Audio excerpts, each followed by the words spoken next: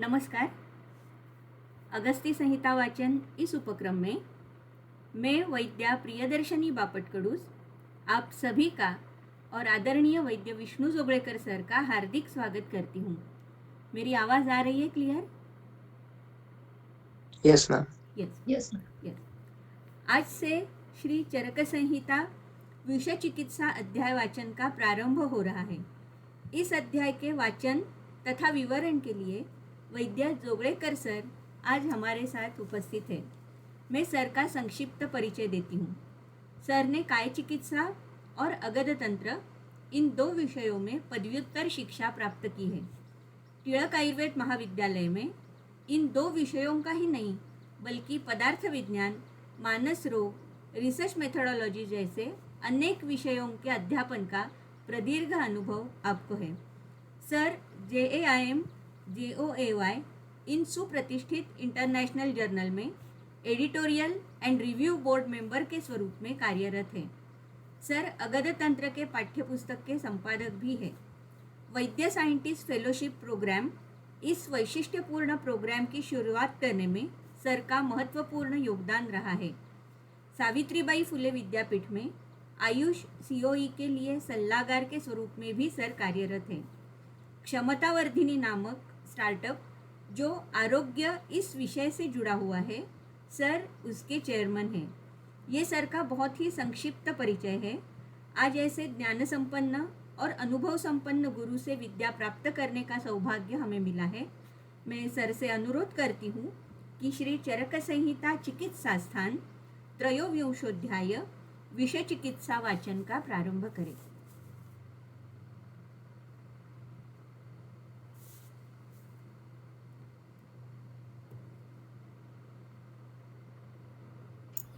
नमस्कार, सुनाई दे रहा हूँ? Yes sir. ठीक है। तो वाचन से पहले मैं कुछ मेरी जो पद्धति है वाचन की वो मैं पहले बताता हूँ और उसके बाद हम विषय चिकित्सा अध्याय का वाचन करेंगे। उस पद्धति से तो करने वाले नहीं है क्योंकि उसमें पहली स्टेप जो होती है वो पदच्छेद होती है। पदच्छेद के बाद वाक्य योजना होती है, फिर पदार्थोक्ति होती है। ये तीनों तो आप अभी तक समझ चुके होंगे। पदार्थोक्ति के बाद जो स्टेप्स आती है वो है आक्षेप और समाधान। मैं बहुत शॉर्ट में इन सभी स्टेप्स का वर्णन पहले करूंगा। तो पहला काम है पदच्छेद। पदच्छेद करने में दो चीजें अंतर्भूत होती है। एक तो संधि विग्रह और दूसरा है समास विग्रह। संधि विग्रह वैसे सिंपल है, ज्यादा कुछ उसके लिए आपको अष्टाध्यायी वगैरह पढ़ने की जरूरत नहीं होती। आप जैसे जैसे पढ़ते जाते हैं तो पदच्छेद बहुत अच्छी तरह से कर सकते हैं। फिर भी संस्कृत एक ऐसी भाषा है कि जहाँ बहुत कुछ लिख के कुछ भी नहीं बताना, इस तरह का साहित्यिक कौशल्य बहुत सारे विद्वान रखते हैं। विशेषतः यह रसशास्त्र के ग्रंथों में दिखाई देता है। वहाँ कूट भाषा जिसे कहते हैं, इस तरह की इस्तेमाल की जाती है और उससे योग तो बताया लेकिन उसमें का जो मर्म है वो छुपा लिया। इस तरह की रचना रसशास्त्रों के ग्रंथ में बहुत बार दिखाई देती है। चरक संहिता जब हम पढ़ते हैं तो हमें ये याद रखना चाहिए कि पहले था वो अग्निवेश तंत्र था, और अग्निवेश तंत्र में कई बार आर्ष संस्कृत का प्रयोग है। जो हम जो बीए संस्कृत या एमए संस्कृत में पढ़ते हैं उसमें आर्ष संस्कृत भाषा नहीं आती। संस्कृत भाषा की उत्क्रांति जो हुई वो पहले वेदों में वैदिक संस्कृत जो कि हम हमेशा इस्तेमाल करते हैं उस संस्कृत से काफी अलग है। वैदिक संस्कृत के बाद है आर्ष संस्कृत, जिसमें कई तरह के प्रयोग ऐसे होते हैं कि जो उस वक्त प्रचलित थे जब ऋषि मुनि आपस में संभाषा करते थे, तो उस वक्त प्रचलित थे। आर्ष भाषा के बाद बहुत सारे वैयाकरण हो गए, लेकिन जब पाणिनि इस वैयाकरण ने अपना ग्रंथ अष्टाध्यायी लिखा, तो उसके बाद संस्कृत बहुत ही स्ट्रक्चर्ड और समझने में बहुत आसान इस तरह की भाषा हो गई। तो उसमें संधि प्रकरण जो है वो आप फर्स्ट ईयर में भी पढ़ चुके हैं, तो उसके बारे में मैं ज़्यादा नहीं बताऊंगा।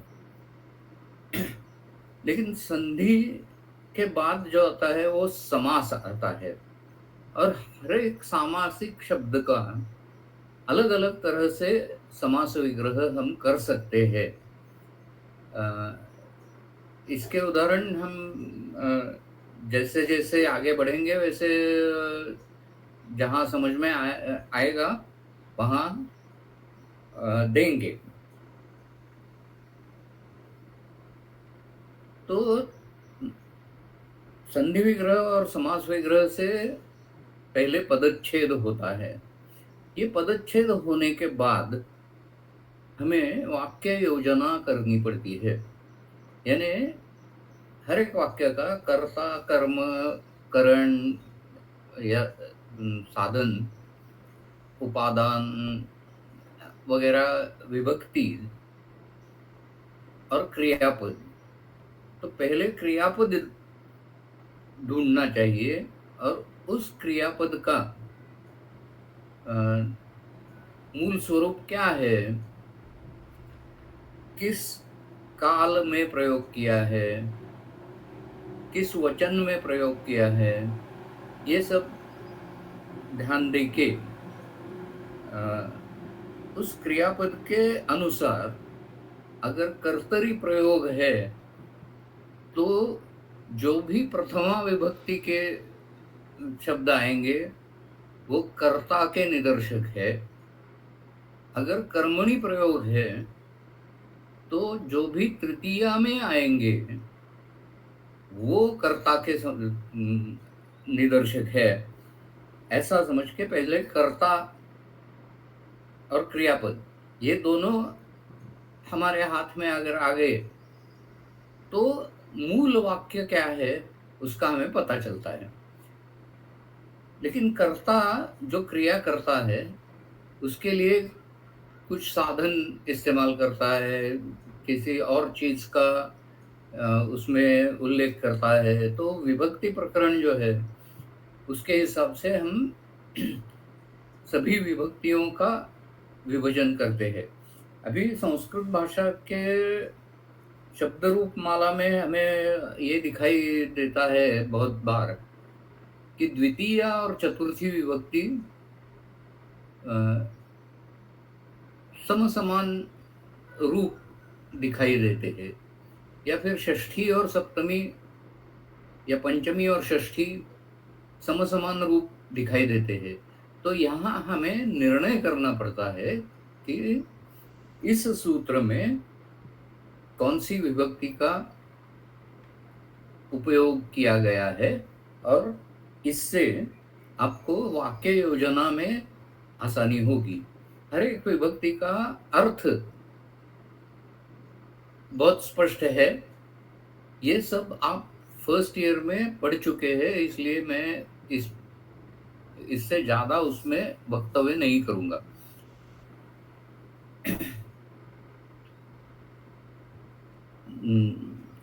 अभी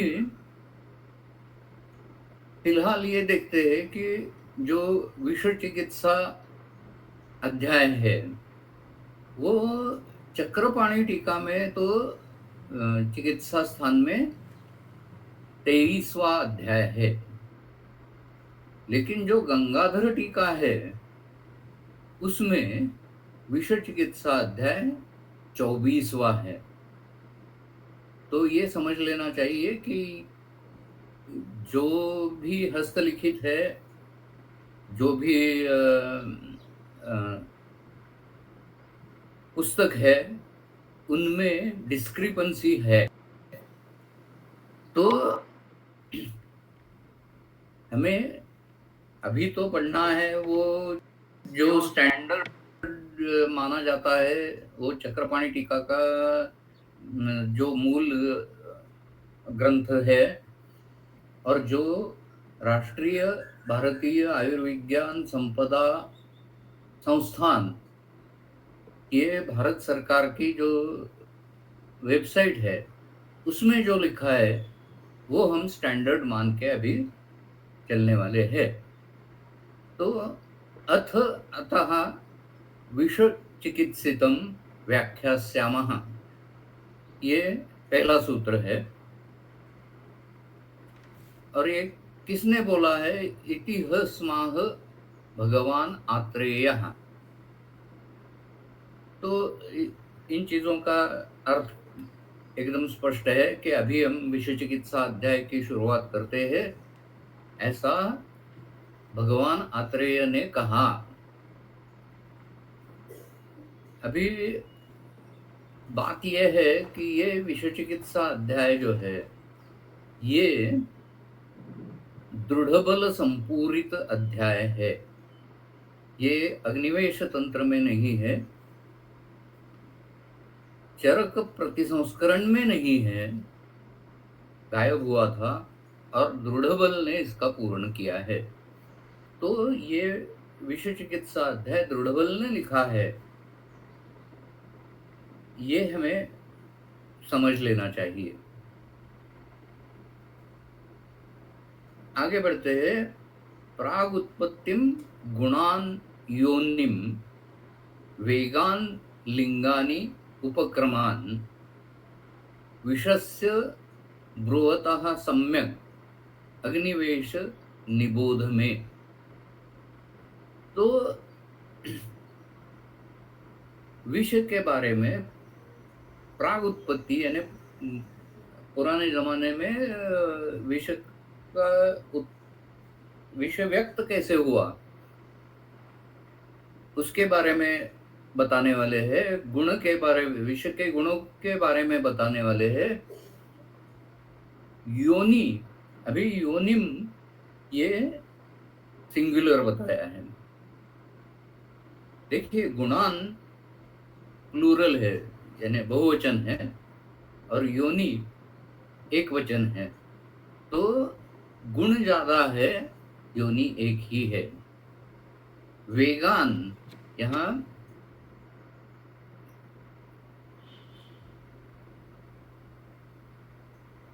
बहुवचन है तो वेग ज्यादा है। लिंगानी,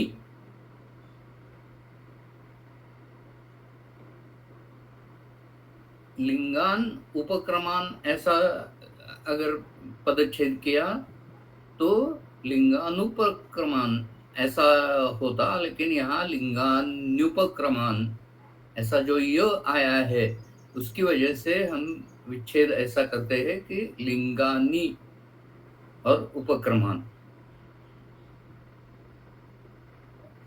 तो विषस्य लिंगानी विषस्य उपक्रमान, उपक्रमान अगेन प्लूरल में है, बहुवचन में है, तो उपक्रम भी एक से ज्यादा है। तो इसमें प्राग उत्पत्ति और योनि ये दोनों शब्द जो है वो सिंगुलर एक वचनी है, और बाकी गुण, वेग और लिंग और उपक्रम ये बहुवचन में है।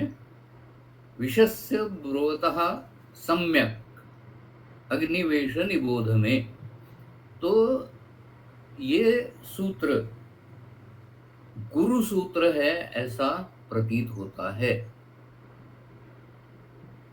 लेकिन न अपृष्टाः गुरवो वदन्ति, ऐसा चक्रपाणी जी ने लिखा है। न अपृष्टाः गुरवो वदन्ति इति न्यायात् शिष्य प्रश्नः उन्नेयः, यानी गुरुजी खुद कुछ नहीं बोलते, शिष्य ने अगर प्रश्न किया तो उसका उत्तर देते हैं। तो इस अध्याय की शुरुआत में वो शिष्य प्रश्न जो होने चाहिए वो यहाँ दिए नहीं गए हैं, तो वो लुप्त है ऐसा समझ के हमें आगे बढ़ना है। तो अग्निवेश ने क्या पूछा होगा?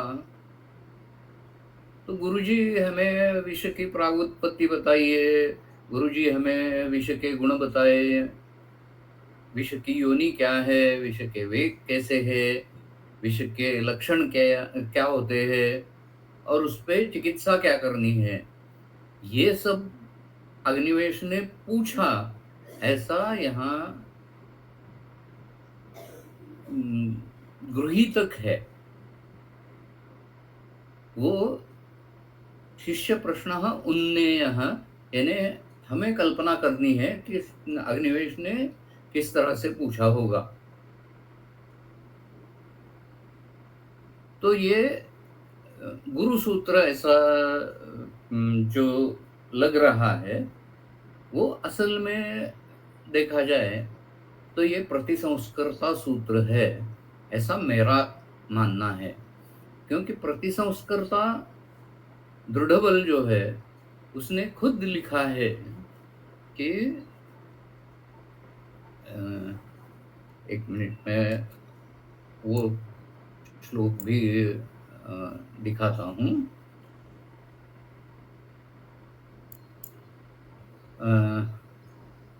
ये सिद्धिस्थान का श्लोक दिख रहा है?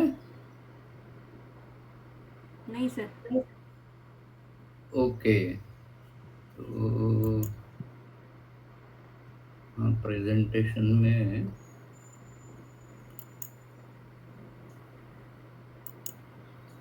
चेंज करना चाहिए।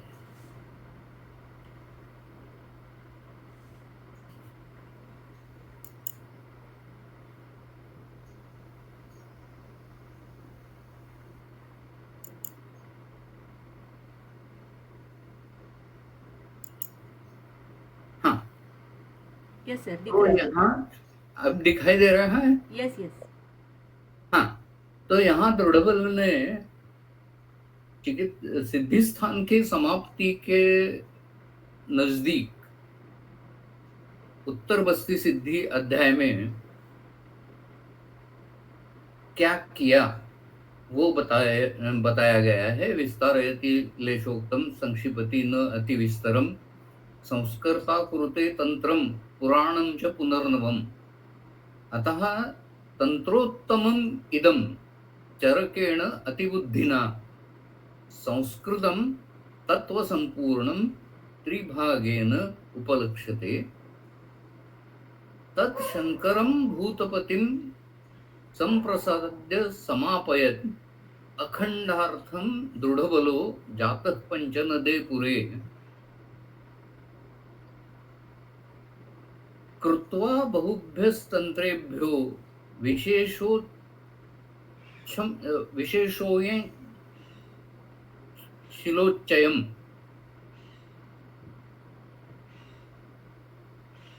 सप्तदश औषधाध्याय सिद्धि कल्पैः अपूरयत्। इदम् अन्यून शब्दार्थं तंत्रदोष विवर्जितं षड्विंशता विचित्राभिर्भूषितं तंत्रयुक्तिभिः। ये जो वर्णन किया है तो उसमें ये पंचानंदपुर में रहने वाले जो दृढ़बल है उन्होंने बहुत सारे तंत्रों का पिष्ट पेषण किया है। उनका शिलोच्चयम ऐसा जो शब्द है तो उसका उच्चयोः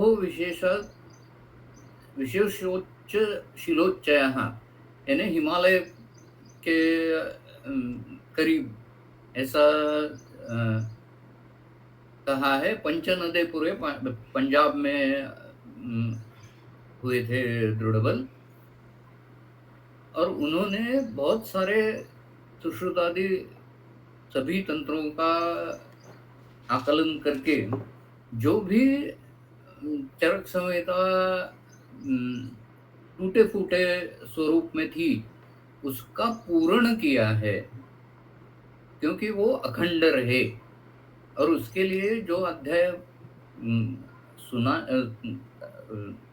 अध्यायों की लिस्ट में थे लेकिन पांडुलिपि में नहीं थे, ऐसे चिकित्सा स्थान के 17 अध्याय, सिद्धि स्थान और कल्प स्थान पूरे किए, ऐसा यहाँ बताया है। तो सप्तदश औषधाध्याय, औषधाध्याय यानी चिकित्सा स्थान के अध्याय, तो विषय चिकित्सा अध्याय ये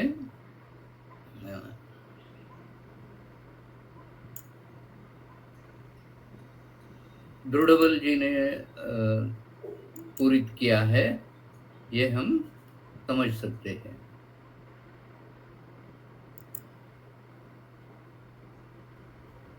अभी फिर वापस आते हैं तो दृढ़बल ने खुद लिखा है कि ये अध्याय उपलब्ध नहीं था, तो मैंने जो भी कुछ सुना था, जो भी अन्य शास्त्रों का अन्वेषण किया, खोज की, उससे मैं लिख रहा हूँ, ये उसने खुद ही बताया है। तो ये सूत्र कंसिस्टेंसी के लिए उन्होंने अग्निवेश या अग्निवेश को आत्रेय उपदेश कर रहे हैं, इस तरह से प्रस्तुत किया है। तो अभी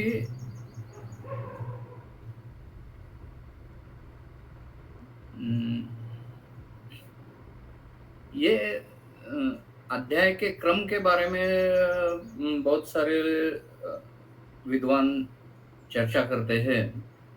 तो यहाँ विषय चिकित्सा अध्याय तृष्णा चिकित्सा के बारे में बाद क्यों आया, इसका एक कारण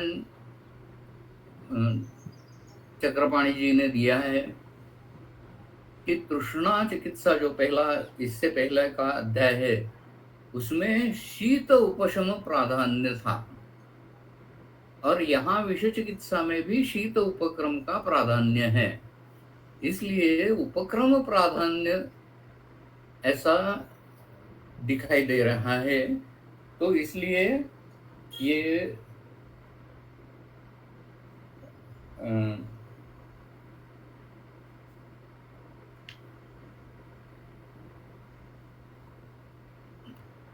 तृष्णा चिकित्सा के बाद आया है।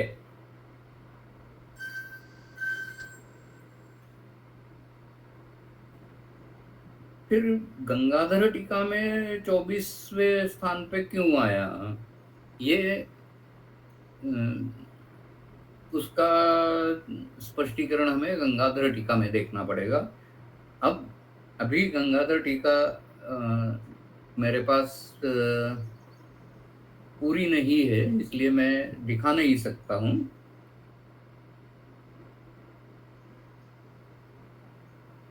तो अभी यहाँ मैं एक और बात बताना चाहता हूँ कि विषस्य ब्रुवतः सम्यक अग्निवेश निबोध में, यहाँ निबोध ऐसा क्रियापद प्रयुक्त किया है, ये आज्ञार्थक है। यानी हे अग्निवेश, मैं ये सब पूरी तरह से बता रहा हूं, तो उसका निबोध करना चाहिए।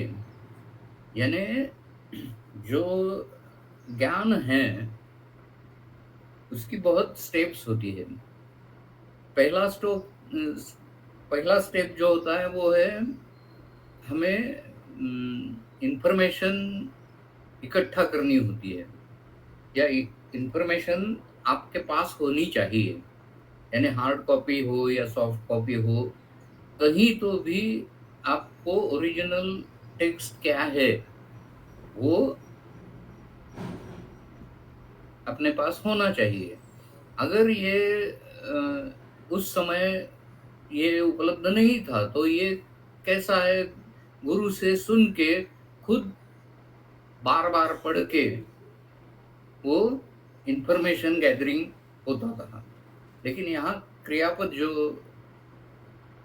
यूज किया है वो बोध है। यानी केवल इंफॉर्मेशन काफी नहीं है, तो उसके आगे जाके उसका अंडरस्टैंडिंग, इनसाइट उसमें आनी चाहिए।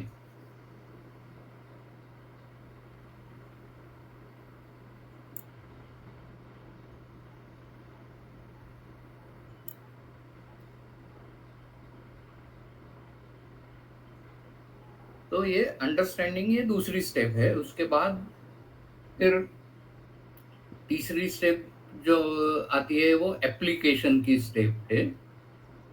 यानी जिसे हम पाठ अवबोध अनुष्ठान ऐसी तीसरी स्टेप हम कहते हैं। तो उस समझने के बाद इस्तेमाल करना, ये तंत्र का आदेश है।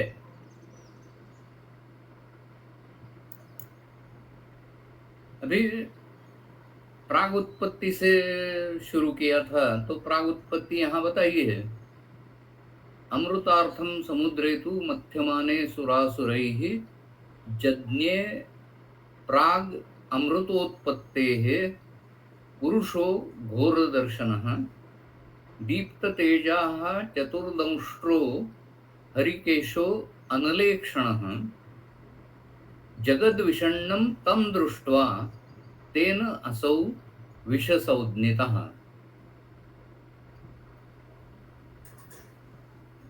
एक पाठ ऐसा है, विषम सतु विषादनात्, और दूसरा पाठ है तेनासौ विष शब्द निरुक्तम घटितम इति पाठः। ये विष शब्द निरुक्तम घटितम ये टीका का पाठ है, और मूल श्लोक में जो पाठभेद है वो यहाँ दिखाई दे रहा है, विषम सतु विषादना। तो अभी ये तो पौराणिक कथा है। सबको मालूम है कि समुद्र मंथन के बारे में देव और असुर मिलके ये समुद्र मंथन, क्षीर सागर का मंथन हुआ था, और उसमें मंदार पर्वत के जिसे हम मराठी में रवि कहते हैं, या जो घुसलने का साधन होता है, वो मंदार पर्वत था, और उसकी जो डोरी थी वो वासुकी नाग का दोरी के स्वरूप में उपयोग किया था। देवों ने जो निर्विष है, इस तरह की जो पूंछ है, वासुकी की पूंछ, वो देवों ने खींची, और जो उसका मुंह है, जो विषाक्त दृष्टि या निश्वास या फिर दंष्ट्रा, इनसे भरा हुआ है, वो दैत्यों को दिया। और वो मंथन करते करते बहुत सारे रत्न, लक्ष्मी, कौस्तुभ, पारिजातक, सुरा वगैरह आ गए। तो उसमें अमृत से पहले एक घोर दर्शन, बहुत डरावना ऐसा पुरुष पैदा हुआ।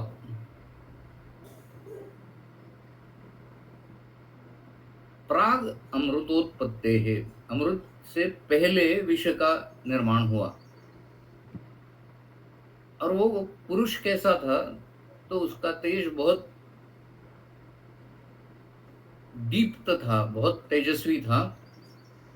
चतुर्दंष्ट्रो, उसके 4 विषैले दंत थे। हरि केशो, उसके केश हरे थे।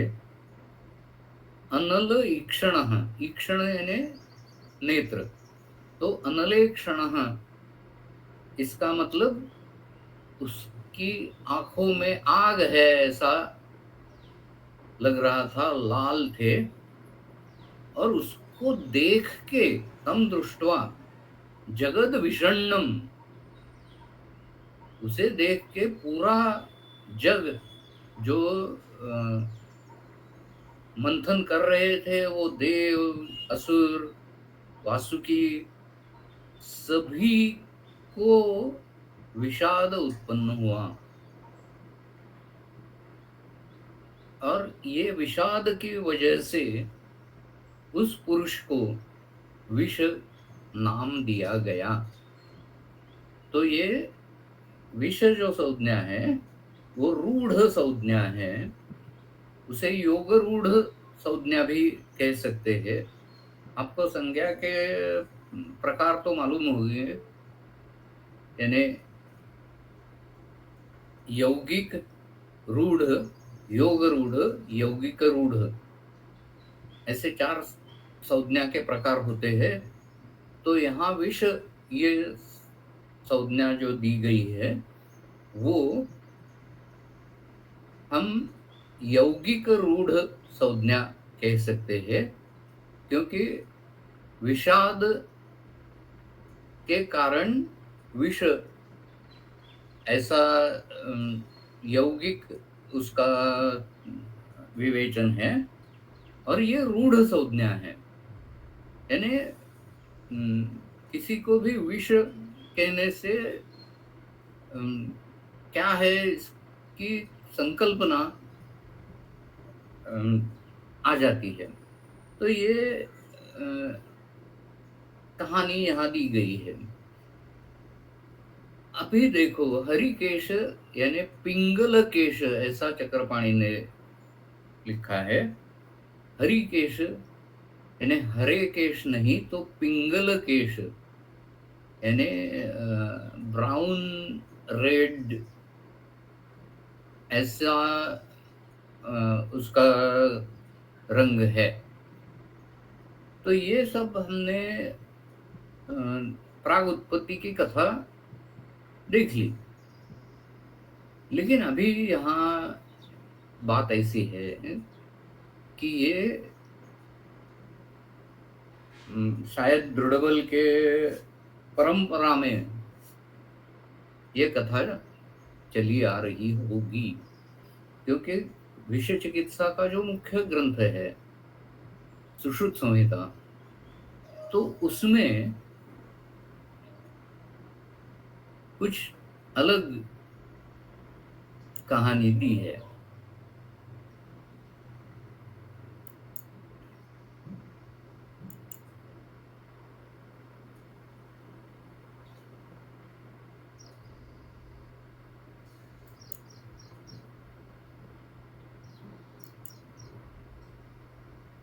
नहीं, एक मिनट।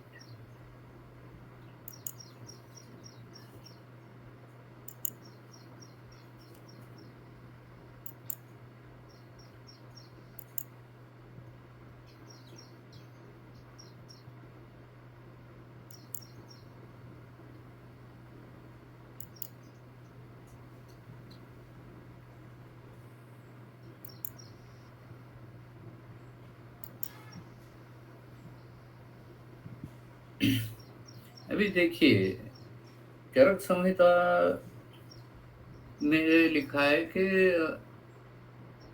ये समुद्र मंथन के वक्त अमृत से पहले विष का निर्माण हुआ, लेकिन विष चिकित्सा का मूल ग्रंथ जिसे कहते हैं, सबसे प्रमाण ग्रंथ जिसे कहते हैं, वो है सुश्रुत संहिता। वैसे और भी ग्रंथ है, जैसे कि विष नारायणीयम या गौतमीय काश्यप संहिता, जो विषय तंत्र के मूल ग्रंथ है ऐसा समझा जाता है। लेकिन फॉर प्रैक्टिकल पर्पसेस सुश्रुत संहिता विषय तंत्र का सबसे महत्वपूर्ण स्रोत माना जाता है। तो यहाँ क्या लिखा है? प्रजामिमाम आत्मयोनेः ब्रह्मणः सृजतः किल अकरोद असुरो विघ्नम कैटभो नाम दर्पितः। यानी जब ब्रह्मा जी स्वतः के शरीर से पूरे सृष्टि का सृजन कर रहे थे, उसमें कैटभ नाम के असुर ने विघ्न उत्पन्न किया, और वो दर्पित था, यानी आक्रामक था और विघ्न करने के लिए आया था। तो ये देख के तस्य क्रुद्धस्य वै वक्त्रात् ब्रह्मणस्तेजसो निधे क्रोधो विग्रहवान भूत्वा निपपात अतिदारुण। यानी वो जब कैटभ नाम का दैत्य यहाँ आया ब्रह्मा जी के पास, तो उसको देख के ब्रह्मा जी बहुत क्रोधित हुए, और उनके मुंह से, अभी 4 मुंह से किस मुंह से वो पुरुष आया वो बताया नहीं है, क्योंकि ब्रह्मा जी के 4 मुख हैं। तो उसमें से किसी एक मुख से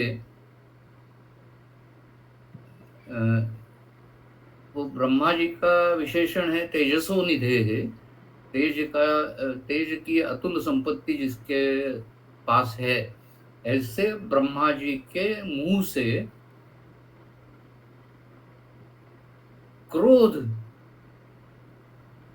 साकार हुआ।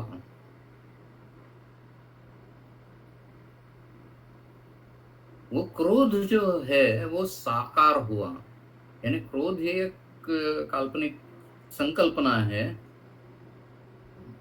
जो भावना है, जो प्रतीत होती है लेकिन दिखाई नहीं जा सकती। वो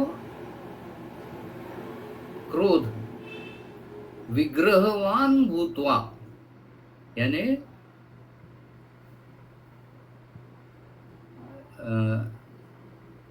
शरीरवान भूत्वा, ऐसा चक्रपाणी जी ने स्पष्टीकरण उसका दिया है। यानी यहाँ विग्रह शब्द का अर्थ जैसा हम संधि विग्रह में या समास विग्रह में करते हैं, वैसा यहाँ नहीं है। विग्रह इसका अर्थ शरीर है। तो विग्रहवान यानी शरीर वाला क्रोध, ऐसा वर्णन है। सतं ददाह गर्जन्तम् अन्तकाभं महाबलं ततो असुरं घातयित्वा तत्तेजो अवर्धत अद्भुतम् ततो विषादो देवानां भवतं भवत् अभवत् तं निरीक्ष्य वै विषादजननत्वाच्च विषम् इति अभिधीयते ततसृष्ट्वा प्रजाशेषं तदा तं क्रोधमीश्वरः विन्यस्तवान् स भूतेषु स्थावरेषु चरेषु च। तो सुश्रुत संहिता में कुछ अलग कहानी बताई है। अभी यहाँ कैटभ दैत्य का वर्णन किया है। तो ये कैटभ दैत्य यहाँ ब्रह्मा जी के सृष्टि निर्माण में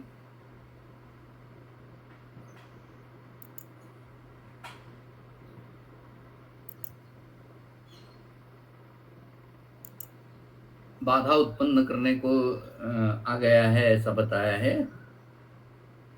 लेकिन कैटभ दैत्य का वध हमें रामायण महाभारत पुराण सभी में ऐसा मिलता है कि कैटभ दैत्य का वध भगवान विष्णु ने किया था।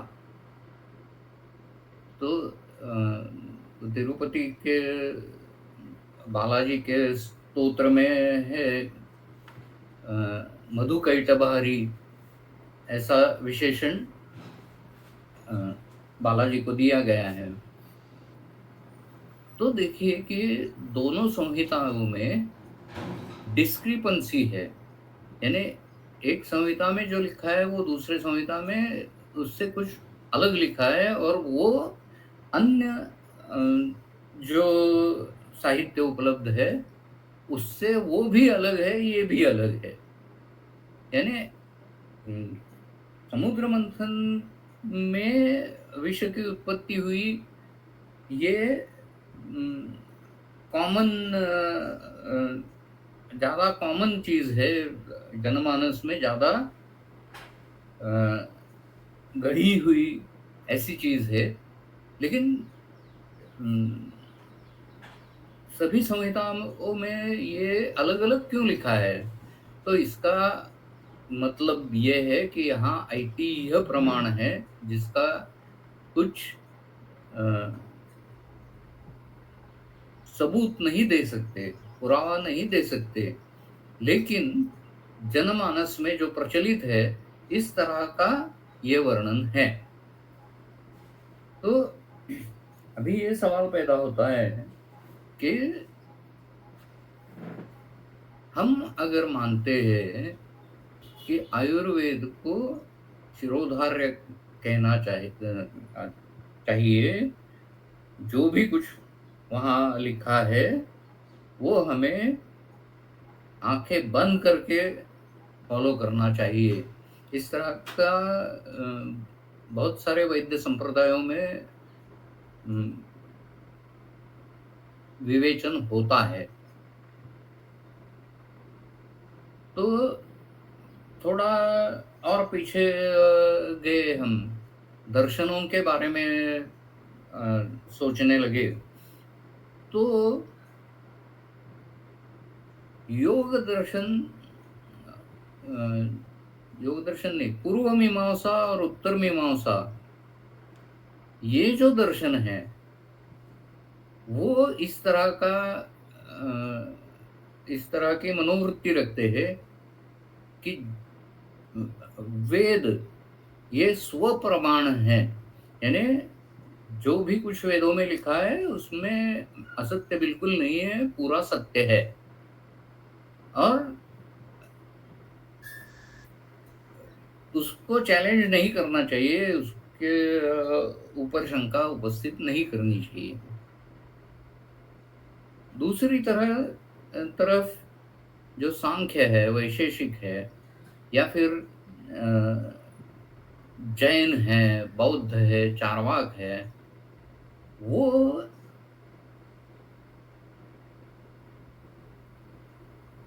स्वप्रमाण नहीं मानते। उनको खुद स्वयं प्रामाण्य मालूम नहीं है। वो अंगीकार नहीं करते, स्वीकृत नहीं करते।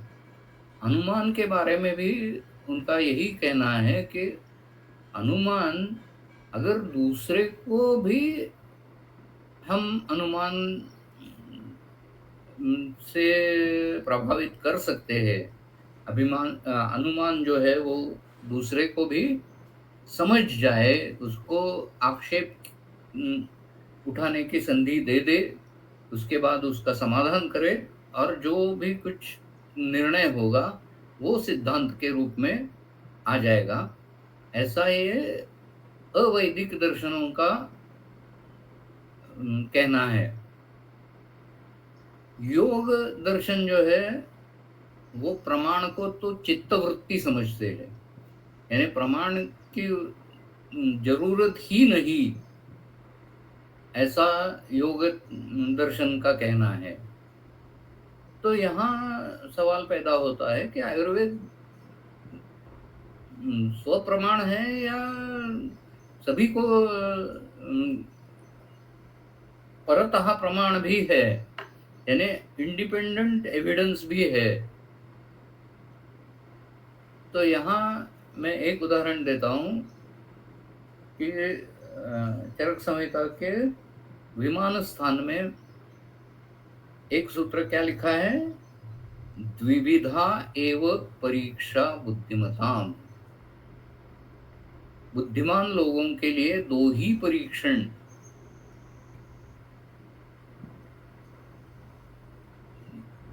एक्सेप्टेड है, और वो कौन से है? प्रत्यक्षम अनुमानम च। और उसके बाद का सूत्र है, उसमें त्रिविधा वा सह उपदेशेन, यानी उपदेश को तीसरे प्रमाण के रूप में चरक संहिता में स्थान दिया गया है। सभी संहिताओं में प्रत्यक्ष प्रमाण का महत्व बिल्कुल कम नहीं है। तो आयुर्वेद स्वप्रमाण है ऐसा हम नहीं कह सकते, वो प्रत्यक्ष आधारित है। अन्य प्रमाण भी उसने मंजूर किए हैं, जिनमें पहले जैसे बताया कि ये आईपीय प्रमाण का एक उदाहरण है। वैसे बहुत सारे प्रमाण बहुत सारे ग्रंथकारों ने स्वीकृत किए हैं। बात यह है कि आयुर्वेद सर्वदर्शन परिषद है, और ये सर्वदर्शन परिषद होने की वजह से उसमें स्वप्रामाण्य कहीं कहीं है, लेकिन अन्य जगहों पे परतः प्रामाण्य, यानी प्रत्यक्ष प्रमाण और अनुमान प्रमाण का महत्व, और आयुर्वेद में तो युक्ति प्रमाण का भी बहुत महत्व है, मायने रखता है। बाकी के सब प्रमाण जो है वो इन्हीं मुख्य प्रमाणों के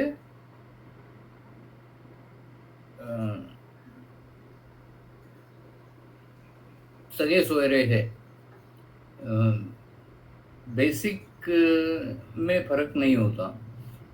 अगर हम मॉडर्न फिलॉसफी में जाते हैं, लॉजिक में जाते हैं, तो हमें कंसिस्टेंसी दो तरह की होनी चाहिए, ऐसा यानी कंसिस्टेंसी के दो टाइप्स बताए हैं। एक है इंटरनल कंसिस्टेंसी, जो भी कुछ लिखा है, जो भी कुछ प्रस्तुत किया है, उसमें अंतर्गत अगर मतभेद है, अंतर्गत उल्टा पुल्टा लिखा है, तो वो प्रमाण नहीं मानना चाहिए। अंतर्गत उसकी अक्षुण्णता अबाधित रहनी चाहिए, तो इसे इंटरनल कंसिस्टेंसी कहते हैं। तो इंटरनल कंसिस्टेंसी बहुत सारे आयुर्वेद ग्रंथों में है, काफ़ी हद तक है। कभी-कभी उसमें कंट्रोवर्सीज़ आ जाती है, लेकिन इंटरनल कंसिस्टेंसी है, ऐसा हम अ, ब्रॉड तरीके से कह सकते हैं। अब बात है एक्सटर्नल कंसिस्टेंसी। तो एक्सटर्नल कंसिस्टेंसी यानी प्रत्यक्ष में जो दिखता है उससे ये जो लिखा है वो कंसिस्टेंट है या नहीं। यानी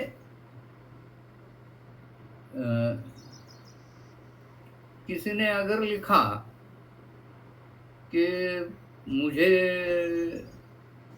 हरा भरा गंध आ गया, तो हरा भरा तो दृष्टि से पता चलने वाली बात है।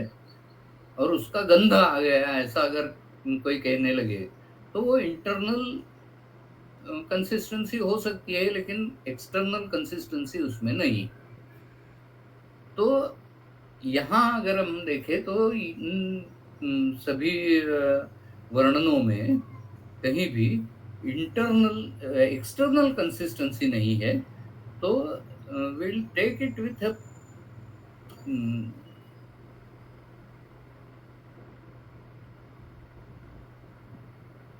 Pinch of salt. यानी पूरा उस पे विश्वास नहीं रखेंगे, लेकिन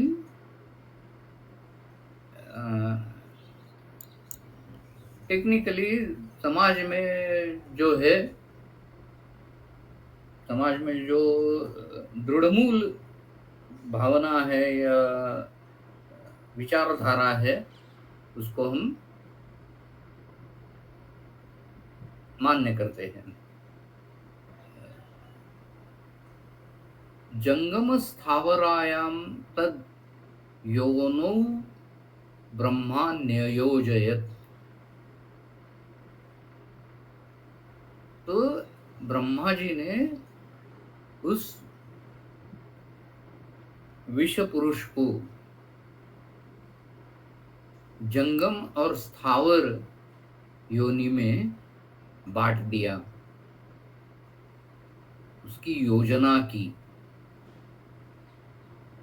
तद अम्बु संभवम तस्मात् द्विविधम पावकोपमम अष्टवेगम दशगुणम चतुर्विंशति उपक्रमम।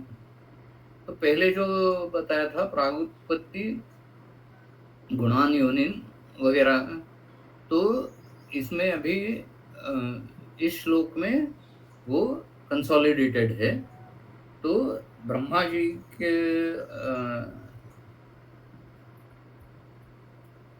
अभी देखो, ब्रह्मा जी ने वो विश्व पुरुष का सब कुछ किया। पहले कहा था कि वो विश्व पुरुष तो समुद्र से बाहर आया। उसके बाद ब्रह्मा जी ने उसे जंगम और स्थावर ऐसे दो योनियों में बांट दिया।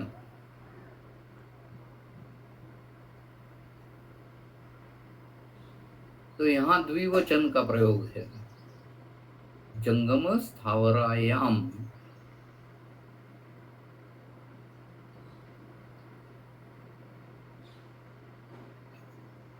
तद अम्बु संभवम, उसकी योनि जो पहले सिंगुलर बताई है वो है जल महाभूत।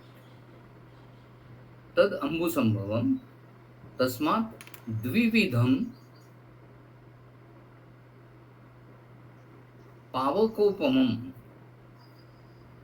जल महाभूत से पैदा होके भी वो जंगम और स्थावर में बांट दिया गया है, इसलिए द्विविध है। अग्नि के स्वरूप है, अत्यंत तीक्ष्ण है, उष्ण है। उसके 8 वेग आते हैं, उसके 10 गुण हैं और उसके 24 उपक्रम हैं। तो पहले ये बात बतानी चाहिए कि अन्य संहिता में क्या लिखा है। तो स्थावर जंगम के साथ सुश्रुत संहिता में कृत्रिम विष का प्रयोग है, कृत्रिम विष के बारे में भी बताया है। तो ये जो एक्सटर्नल कंसिस्टेंसी जो मैं बोल रहा था वो यहाँ नहीं दिखाई देती। तो हमें समझ लेना चाहिए कि कृत्रिम विष जो है वो टेस्ट ट्यूब में तैयार किया हुआ कृत्रिम, ऐसा नहीं समझना चाहिए। लेकिन जो भी विषाक्त विषैले पदार्थ है और जो निर्विष पदार्थ है उनका मिश्रण, इसको कृत्रिम कहा जाता है। अन्य संहिताओं में इस तरह का वर्णन है कि जो कृत्रिम विष है वो 2 तरह का है, दूषी विष और गर विष। निर्विषम गरम उच्यते, निर्विष वस्तुओं के संयोग से जो उत्पन्न होता है उसको गर विष कहा जाता है। अभी चरक संहिता में इंटरनल कंसिस्टेंसी इस अध्याय में कैसी नहीं है वो मैं बताता हूँ, क्योंकि अगध तंत्र का वर्णन जो चरक संहिता में आया है वो है विष गर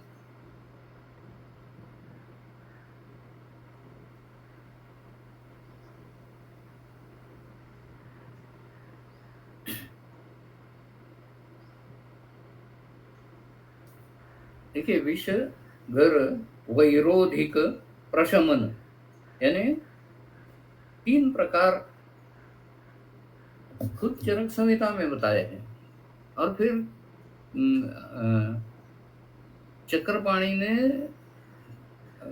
जो चिकित्सा स्थान का पहला रसायन अध्याय है उसमें ऐसा लिखा है कि अभेषज, भेषज और अभेषज ऐसा विभाजन किया है, और अभेषज का अनुबाधन और बाधन ऐसा 2 तरह का वर्गीकरण किया है। बाधन है वो तुरंत बाधा करता है, और जो अनुबाधन है वो दीर्घ काल टिका रहता है। तो यहाँ देखिए, सभी तरह के विषय आए हैं, लेकिन जो श्लोक है उसमें सिर्फ 2 घटक उसके बताए हैं, जंगम और सावर। गर मैंने पहले बताया वैसा 2 या अधिक पदार्थों का सम्मिलन है जो खुद निर्विष है, लेकिन उनका संयोग ये विषैला होता है। ये हम ड्रग इंटरेक्शंस में बहुत बार देख सकते हैं कि जब 2 इनकॉम्पेटिबल ड्रग्स एक साथ दिए जाते हैं, अयौगिक ऐसे द्रव्य आते हैं, तो वो भेषज नहीं है, वो गरविष है, ऐसा कहना है। तीसरा प्रकार है वैरोधिक। वैरोधिक यानी जिससे दोषों का उत्क्लेश हो, लेकिन वो दोष शरीर से बाहर न निकले, और वो विरोध धातुओं के विरुद्ध हो। जैसा हम कहते हैं कि दूध और मत्स्य, इकट्ठा नहीं खाने चाहिए। वो अगर ऐसा खाया गया तो उससे बहुत सारे बीमारियाँ हो सकती है। तो ये वयोरोधिक जो है, वो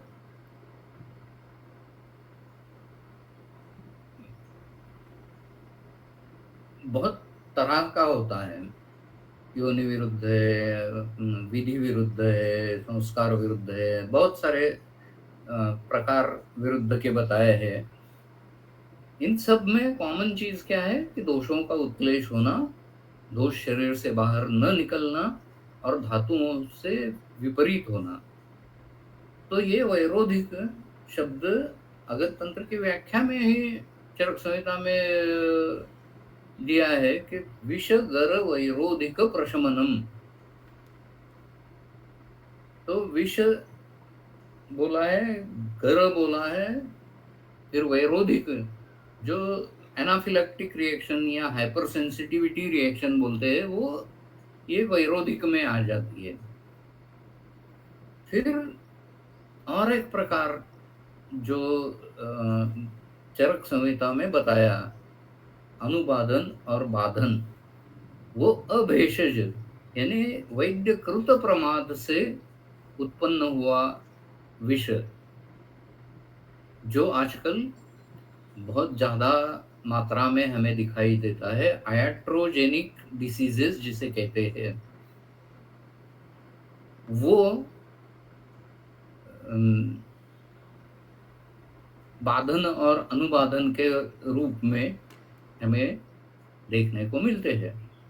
जैसे कि कोरोना वैक्सीन, कोरोना वैक्सीन देने के बाद बहुत सारे लोगों को अच्छा लाभ हुआ, कोरोना का एपिडेमिक बंद हो गया। लेकिन जिन्होंने वैक्सीन लिया है उनमें त्वरित कुछ परिणाम दिखाई दिए, हार्ट अटैक आ गए या फिर प्लेटलेट काउंट 0 हो गया। हमारे एक सर है, उनका पहला वैक्सीन लेने के बाद ये प्लेटलेट काउंट 0 हो गया था, तो उनको एडमिट करके पूरा वो प्लेटलेट काउंट जब तक बढ़ न जाए इस तरह की चिकित्सा उन्हें देनी पड़ी थी। वैक्सीन के बाद कई लोगों को संदिग्धवात हुआ है, या फिर जहाँ जहाँ रक्तस्राव हुआ है उनके शरीर में, उसका परिणाम दिखता है। बाधन तरह के कम दिखे हैं, लेकिन अनुबाधन यानी लॉन्ग कोविड जैसे परिणाम जो है वो बहुत सारे दिखाई देते हैं। तो ये वैद्यकृत ऐसा है, बाधन अभेषज और अनुबाधन अभेषज। मेरा ख्याल है कि मेरा 1 घंटा समाप्त हुआ है, तो अगर आप चाहे तो मैं आगे बढ़ा सकता हूँ, लेकिन ये आपके ऊपर निर्भर है। हम अगली यानी कल के व्याख्यान में आगे के श्लोक ले सकते हैं। बहुत बहुत धन्यवाद सर, क्योंकि 1 घंटा हो चुका है और कॉलेज के भी कुछ स्टूडेंट्स हैं, इसीलिए फिर आज हम यहीं पर रुक रहे हैं। कल फिर से 7:30 बजे हम मिलेंगे इसी प्लेटफॉर्म पे। तो आज के लिए रुक रहे हैं, बहुत बहुत धन्यवाद। और मॉडर्न के भी कुछ एस्पेक्ट्स जैसे आज सर बता रहे हैं, तो वो भी बहुत ही इंटरेस्टिंग अभी होगा, और आगे जैसे जैसे अध्याय बढ़ने वाला है, क्योंकि बेसिकली विषय अध्याय, विषय चिकित्सा, यह अध्याय ही बहुत ही इंटरेस्टिंग है, और सर उसमें और भी इतने सारे एड ऑन्स कर रहे हैं कि उसकी वजह से यह और भी इंटरेस्टिंग होने वाला है। तो मैं बहुत बहुत धन्यवाद कहती हूँ सर से, और आज का ये जो हमारा सत्र है यहीं पर हम समाप्त कर रहे हैं। धन्यवाद।